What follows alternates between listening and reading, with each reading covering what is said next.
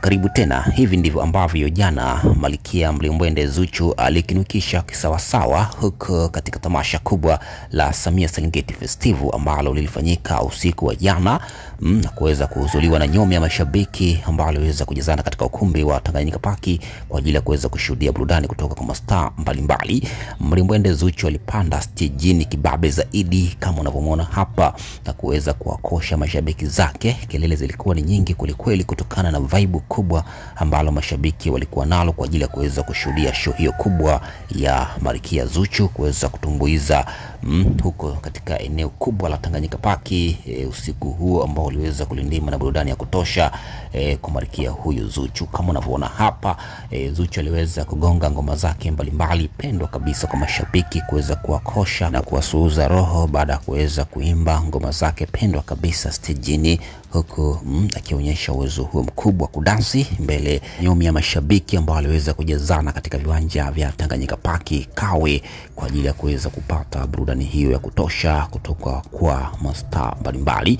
Hapa jinsi gani Zuchu aliweza kuonyesha uwezo huo mkubwa. Kwanza kabisa katika swala zima la mavazi, tumeweza kunyanyulia mikono. Alivaa jinsi kubwa pamoja na kisingrendi cheupe pamoja na Timberland za kike, huku akiwa ameweka wigi lake lenye rangi ya kaki kuweza kuonyesha ni jinsi gani ni star mkubwa ambaye ameweza kufanya bara zito usiku wa jana. Hapa ni anaimba ngoma zake hizo ambazo zilikuwa zikipigiwa kelele. Mashabiki walikuwa wakipiga kelele wakati Zuchu akiperform stejini na huku akiendelea kukinukisha stejini.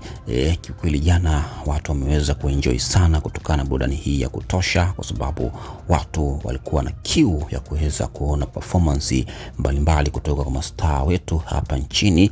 Na jana Zuchu ameweza kuonyesha uwezo wake mkubwa sana. Miongoni mwa mastaa ambao wameweza kutoa burudani ya kutosha, burudani pendwa kabisa, ni Zuchu peke yake.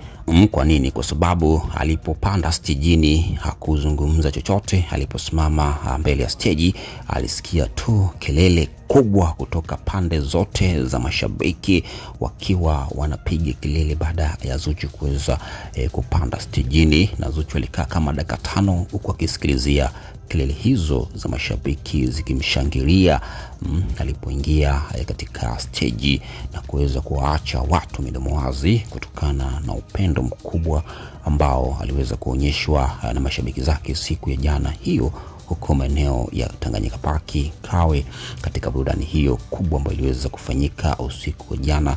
Tamasha kubwa ambalo limeweza kuacha historia katika Tanzania, tamasha la Samia Serengeti Festival ambalo lilifanyika siku ya jana na kuwakutanisha mastaa mbalimbali hapa nchini.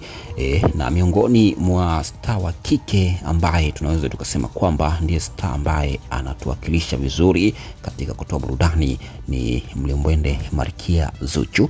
Jana ameweza kuonyesha usta wake kuweza kutoa burudani hiyo kwa mashabiki pasipokuwa na kikomo.